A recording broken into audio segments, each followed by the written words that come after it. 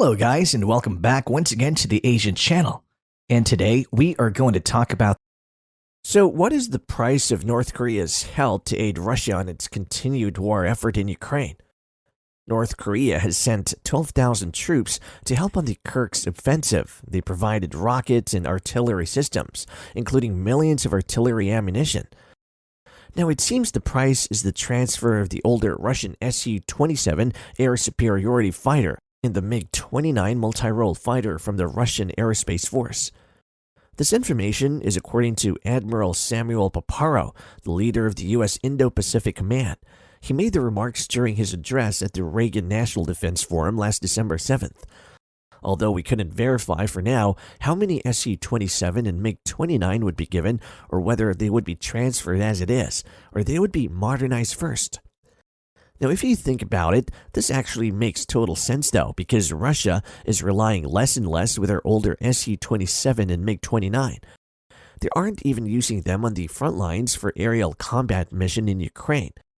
The tasks were given to their latest as most capable fighters, such as the Su-35, the Su-34, the Su-30, and their few Su-57 stealth fighter.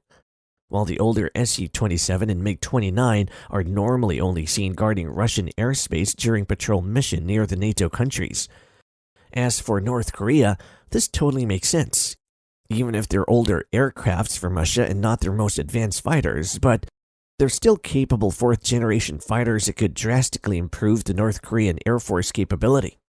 Because majority of the North Korean Air Force is comprised of obsolete 60s and 50s technology fighter, they still have a large fleet of Mig-21 Fishbat, the Mig-19 or the Chinese J-6.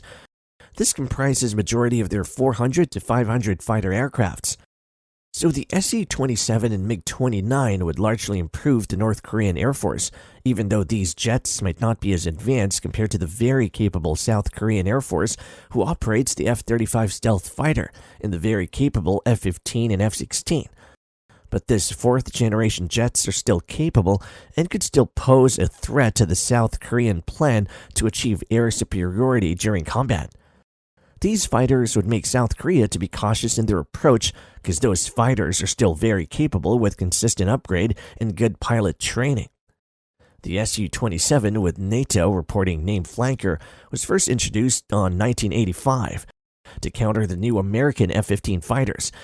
And just the original F-15, the original Su-27 was solely designed to air-to-air combat and air superiority mission with no ground attack capability.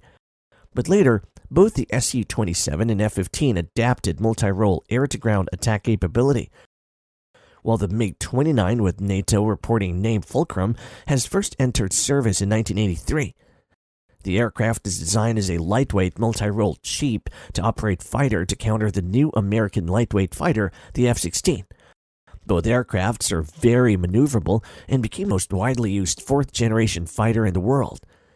Currently, North Korea's top fighter are the 40 to 45 Mig-29 Fulcrum acquired by the late Kim Il-sung in the 1980s.